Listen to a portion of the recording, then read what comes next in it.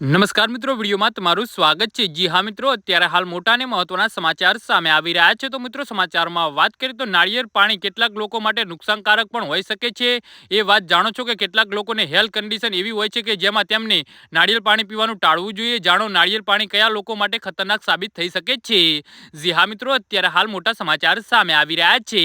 તો મિત્રો, સમાચારમાં વધુ વિગતવાર વાત કરીએ તો ડાયાબિટીસના દર્દીઓ માટે પણ નાળિયેર પાણી પીવું નુકસાનકારક સાબિત થઈ શકે છે। વાસ્તવમાં નાળિયેર પાણીનો ગ્લાયમિક ઇન્ડેક્સ ઊંચો હોય છે, જેના કારણે બ્લડ સુગરનું સ્તર ઝડપથી વધે છે। એટલું જ નહીં, નાળિયેર પાણીમાં કાર્બોહાઈડ્રેટનું પ્રમાણ પણ વધુ હોય છે, જે ડાયાબિટીસ દર્દીઓ માટે સારું નથી। તેથી જો ડાયાબિટીસ છે તો મર્યાદિત માત્રામાં નાળિયેર પાણી પીવો અને ડોક્ટરની સલાહ લેવાનું ભૂલશો નહીં। જી હા મિત્રો, અત્યારે હાલ મોટા સમાચાર સામે આવી રહ્યા છે।